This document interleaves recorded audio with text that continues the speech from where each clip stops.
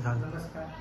आज आपल्याकडे वैजनाथ शेळके अंगुरी तालुका तिकोट येथून पेशंट एक 2 हफ्ते आधी आपल्याकडे आला होता.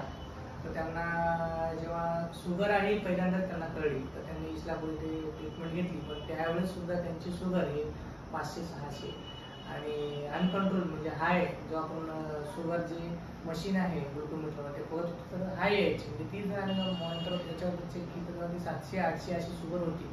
त्यांना नाही पहिल्यांदाच कळलं की आपल्याला शुगर आहे आणि त्याच्यानुसार त्यांचं वजन कमी होऊन गेलं होतं. तर ते आमच्याकडं आल्यानंतर आम्हाला बघितलं की अनकंट्रोल शुगर आहे आणि मला असं वाटतं की त्यांना डीके आहे, थोडंसं पायावरती सूज वगैरे होते आणि दम लागणे, त्यांना खोकला वगैरे होता. तर थोडंसं इन्फेक्टिव्ह डीके सारखं त्यांचं पिक्चर होतं आणि अनकंट्रोल शुगर होती, शुगर कंट्रोल होत नव्हतं. तर आपण इथं 2 दिवस त्यांना ठेवून इन्सुलिन हे इंजेक्शनद्वारे कंटिन्युअसली IV द्वारे देऊन त्यांची शुगर सुद्धा कंट्रोल होत नव्हती. तरी सुद्धा आम्ही 500-400 पर्यंत शुगर आणून त्यांना घरी पाठवलं, कारण त्यांची परिस्थिती अशी एवढी चांगली नव्हती की ते हॉस्पिटलमध्ये राहून एवढा खर्च म्हणजे 1,500 असा खर्च त्यांना अफोर्डेबल नव्हता. तर मग आम्ही त्यांचे एक जावई होते वारवडेवरून, तर त्यांना सांगितलं की तुम्ही रोज तपासणी म्हणजे रोज शुगर तपासा आणि मला फोन करा.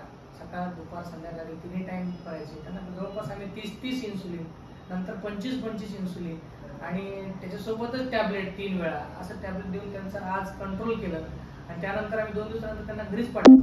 घरी त्यांना रोज सांगितलं की 3 वेळा तुम्ही शुगर चेक करा आणि 25चा डोस म्हणजे 25 युनिट इन्सुलिन देऊन आज ते त्यांची शुगर 250-255 वगैरे अशी 300च्या आतमध्ये येते. तर हे त्यांच्या घरच्यांनी घेतलेली त्यांची काळजी, ॲज अ डॉक्टर म्हणून जशा डॉक्टर प्रकारे त्यांची सिस्टर म्हणून नर्स काम करते त्या प्रकारे त्यांनी घरी शुगर 3 वेळा तपासली आणि आज शुगर ते त्यांची कंट्रोलमध्ये आहे. तर त्यांच्यासोबत त्यांचे भाषी आले. तर तुम्हाला काय वाटते की तुम्हाला आम्ही दिलेला जो होता काम सोपवून दिले होते की 3 वेळा शुगर चेक करायची आणि ते शुगर इन्सुलिन द्यायची, तुम्हाला काय वाटलं, काय अनुभव आला त्याच्यामध्ये? अनुभव काय सर, आम्हाला तर पहिलं काय अनुभवच नव्हता त्या गोष्टीचा. तरी पण आता आपल्याला पेशंट बघून आपल्याला करावंच लागलं, कारण आपला पेशंट आपल्या जवळ राहावं म्हणून करावं वाटलं आपल्याला त्या गोष्टी. म्हणून त्याचं हिंमत करू केलं. पण ते तुमच्या हाताने किंवा आमच्या हाताने दोघांच्या हाताने यश आलेलं आहे. तरी आपला पेशंट सध्या आपल्यामध्ये आहे. तुम्हाला इंजेक्शन देताना भीती वाटली नाही? भीती वाटली ना सर, म्हणजे आपल्याला अनुभवच नव्हता ना त्या गोष्टीचा. काही आपण काटा टोचला तर आपण हे करतो, तरी पण आपण पेशंट आपल्या सोबत राहावं म्हणून आपण हिंमत करून का होईना आपण ते सगळ्या गोष्टी व्यवस्थित पार पाडल्या. वेळोवेळी त्यांना आम्ही 2 दिवस मार्गदर्शन केले की तुम्हाला इन्सुलिन म्हणजे कसं द्यायचं, कसा डोस द्यायचा, कुठं डोस द्यायचा आणि ग्लुकोमीटरवरती कसं स्ट्रीप लावायची आणि शुगर चेक करायची. तर यांच्या या सर्व त्यांच्या सहाय्याने, त्यांच्या मदतीमुळे आज हा पेशंट आज आपल्यामध्ये सोबत आहे. नाही तर असे पेशंट जे असतात ते एवढी 600-700-800 शुगर जर असली तर पेशंटला कलवल झटके वगैरे होऊ शकतात. झटके होऊन पेशंट कधी पण जाऊ शकतो. पण याच्यातून हा आमचा पेशंट वाचला आणि आज सुखरूपपणे तो ट्रीटमेंट घेतोय. आज सुद्धा त्यांना इन्सुलिन आम्ही दोन्ही प्रकारचे इन्सुलिन, एक शॉर्ट ॲक्टिंग जे काही कमी वेळात काम करणारे इन्सुलिन आणि जास्त काळ काम करणारे इन्सुलिन, असे दोन्ही प्रकारचे इन्सुलिन आम्ही त्यांना आज सुरुवात केलेली आहे. त्याचबरोबर गोळ्या सुद्धा चालू केल्या. तर अशा प्रकारे आपण शुगर कंट्रोल करू शकतो, जे की नांदेडला जाऊन आपल्याला 4-5 दिवस ICU मध्ये ॲडमिट करून ठेवून त्याला पंपद्वारे आपण इन्सुलिन देऊ शकतो असतो. परंतु त्यांच्या या परिस्थितीकडे बघून आम्ही सुद्धा आमच्या कॉन्फिडन्सली की काय होणार आपण बघूया, प्रयत्न करायला काय हरकत आहे.